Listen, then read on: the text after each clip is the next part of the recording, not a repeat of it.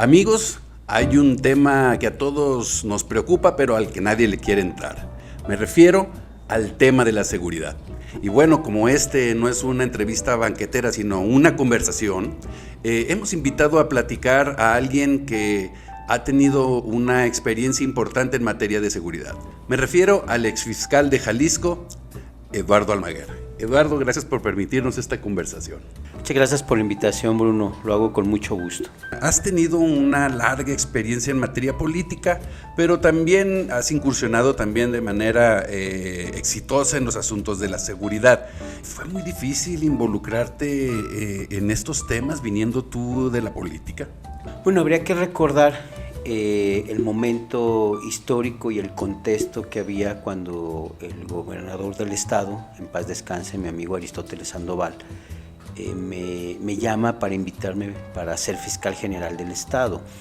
Esto sucedió en el mes de junio del 2015. Habrá que recordar que ese 2015 había tenido desde el mes de abril y mayo, una serie de problemas de seguridad muy delicados porque habían sido abatidos 15 elementos de, en aquel entonces, la Fiscalía la Fuerza Única Regional, y también habían sido emboscados 7 elementos de la Gendarmería Federal, unos en Ocotlán, otros en San Sebastián del Oeste, y además había sucedido un hecho muy fuerte que fueron los bloqueos del 1 de mayo, todo esto en el 2015.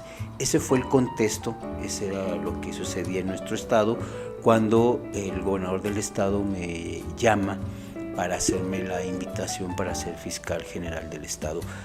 Honestamente, yo no, y es la primera vez que lo menciono, no esperaba que me invitara a ese espacio. En un primer término, él tenía la propuesta, siendo yo secretario del Trabajo, y habíamos, valga la redundancia, trabajado mucho en el tema del transporte público, y en ese sentido la invitación que él me iba a hacer era para ser secretario de movilidad.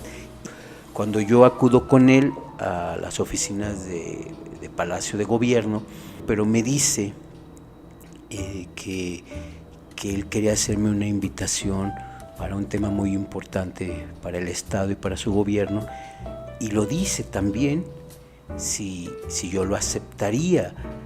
Y entonces yo le comento que él me decía por mi entorno personal, y yo le decía que el gobierno de él era nuestro gobierno, y me dice: es que te quiero invitar para que seas fiscal general del estado, ¿lo aceptarías? Me vuelve a decir, y obviamente pues yo sí me quedé un poco sorprendido, toda vez de que yo me estaba preparando para ir a la Secretaría de Movilidad. Y también por primera vez lo voy a comentar, Bruno, y también quisiera aclarar que esta es una conversación donde no hay ningún tinte político, no hay campaña, no hay tema partidista, ni mucho menos. Entonces lo que expreso lo hago con honestidad. En ese momento yo pensé que siempre hablamos de hacer cosas por nuestro país y por nuestra sociedad. Quienes estamos en la política lo decimos constantemente en los discursos y en cualquier intervención. Y en ese momento yo sentí que era un planteamiento donde yo podía hacer algo por mi país y por mi estado. Y le comenté que si era necesaria mi participación como fiscal general, entonces yo aceptaba esa invitación de él. Almaguer, ¿fue difícil asumir el control de la fiscalía? Digo, porque no debe de ser fácil llegar y que te metas a tu oficina y que desde ahí pues controles a todos los policías y toda esta dinámica que se da en esa dependencia. Sí fue difícil, también hay que decirlo con claridad. Sí fue difícil.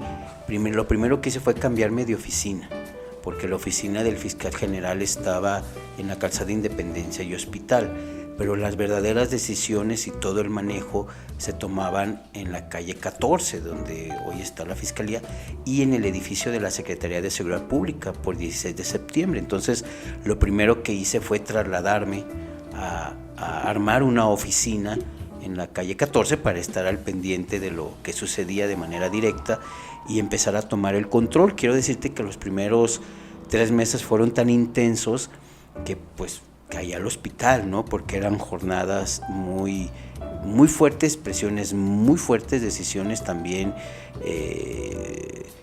duras, difíciles, que debes de tomar, y en ese sentido yo tardé, también lo digo hoy, prácticamente 6 meses en poder tomar todo el control y lograr institucionalizar la participación de lo que era la policía estatal, los uniformados, en ese momento Fuerza Única, con la policía investigadora, que hacen cosas totalmente distintas, pero que al mismo tiempo tienen que integrarse. Entonces, tardé esos meses en tener ya todo ese control con la ayuda de expertos también, pero me parece que lo logramos en ese momento.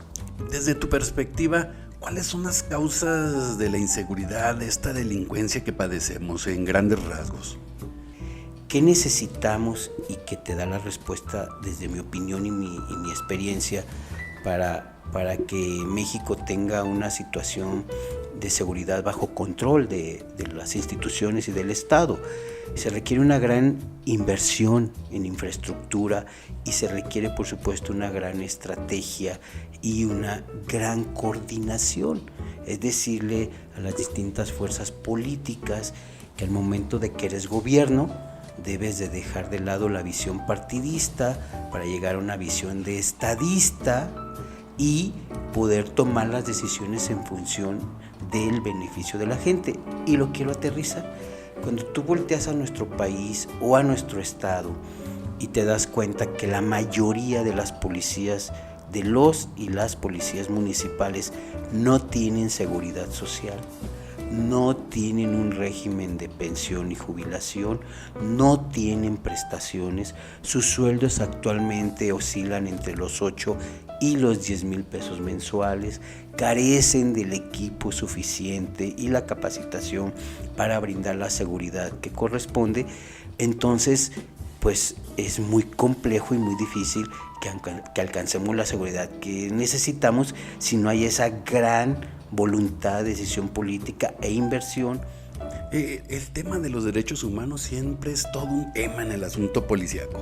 Que si se les pasa la mano a los policías, que si el delincuente. ¿Cómo debe trabajarse en los derechos humanos en el ámbito policíaco? Me parece que eso se ha ido superando por parte de las autoridades policíacas. Donde sí veo un tema en el que hay que trabajar más es en la atención a las víctimas del delito.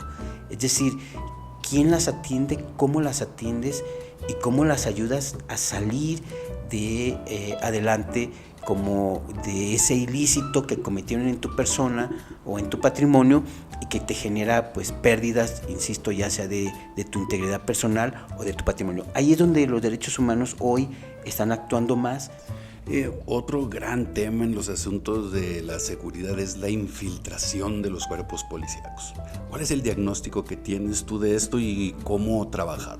Debe de realizarse, por supuesto, un área fundamental que es la inteligencia, una inteligencia interna para poder detectar a estas malas y malos elementos. Sí hay una infiltración, se ha dicho públicamente, tanto por funcionarios como ha sido acreditada por medios. Sin embargo, déjame decirte algo, Bruno. También yo viví momentos con mujeres y hombres muy, muy valientes, Bruno, que ellos saben que en un operativo pueden perder la vida y sin embargo lo hacen y lo resuelven. Entonces, en su gran mayoría, los cuerpos policíacos, por lo menos estatales y municipales grandes, hablo de la zona metropolitana, Guadalajara y Zapopan particularmente, en su gran mayoría son gente de bien y confiables. ¿Cuál es tu opinión o cuál es tu análisis sobre la intervención militar en el área de la seguridad pública? No es algo positivo, sin embargo ha sido necesario. Los militares no son preparados para labores policíacas, para labores de investigación. No es su fin, no es su objetivo. Eso está acreditado aquí y en el mundo, pero particularmente en Latinoamérica y en nuestro país. Sin embargo, ante la situación de infiltración y de grave violencia que hay, pues me parece que no hubo otra opción y entonces se integra la Guardia Nacional, que es un logro. La Guardia Nacional es un logro. Integrar, si mal no recuerdo, creo que cerca de 100,000 elementos en una policía nacional, así sea en su mayoría militares, es un gran logro. Nomás esos militares hay que capacitarlos en labores policíacas, ¿no? Hay que hacer todo un proceso. Sin embargo, hacia donde debemos de ir caminando es a que los militares vayan regresando a las labores que les corresponde, que es la seguridad nacional, interna y externa en algunos ámbitos que marca la ley, y fortalecer a las policías municipales y estatales. Oye, Almaguer, ¿tú crees que hay una verdadera coordinación entre políticos y policías? O sea, ¿hay un diálogo entre estos dos segmentos para poder juntos lograr un fin en común? O sea, ¿hay un diálogo entre ellos y hay una coordinación? Creo que hay un diálogo, pero quizás lo que haya falta es un entendimiento que es distinto. Porque el jefe policíaco, los policías pueden estarle diciendo a su superior, el alcalde o su superior administrativo jerárquico, pueden estarle informando y puede haber ese diálogo, pero no puede haber esa conciencia, ese entendimiento de lo que realmente está sucediendo en la calle y de las necesidades que se tienen en la calle para poder contener a la delincuencia. Entonces, diálogo sí, entendimiento yo tendría unas dudas muy razonables. Por último, ¿qué nos podrías decir tú de este cambio que tuviste de político a un hombre experto en materia de seguridad? ¿Sientes que creciste? ¿Sientes que te afectó positiva, negativamente? ¿Cuál es ahorita tu diagnóstico? ¿Cómo te sientes con eso? Yo como persona creo que crecí, me siento que crecí porque tengo la posibilidad de saber por qué se toman algunas decisiones o cómo deberían de tomarse desde el ámbito político para favorecer los temas de seguridad. Conocí muchas cosas, tuve grandes experiencias, vivencias. También hoy lo digo, yo siento un reconocimiento social cuando estoy en la calle, pero también hay como un cierto estigma, ¿no? de desconfianza por todos los hechos que se han vivido. Eduardo Almaguer, pues muchas gracias por permitirnos esta conversación. Muchas gracias, Bruno, por poder hablarlo así de transparente, lo que se vive en ocasiones detrás de los telones o detrás de cámaras en un tema tan importante y tan complejo como es el tema de la seguridad pública. Gracias.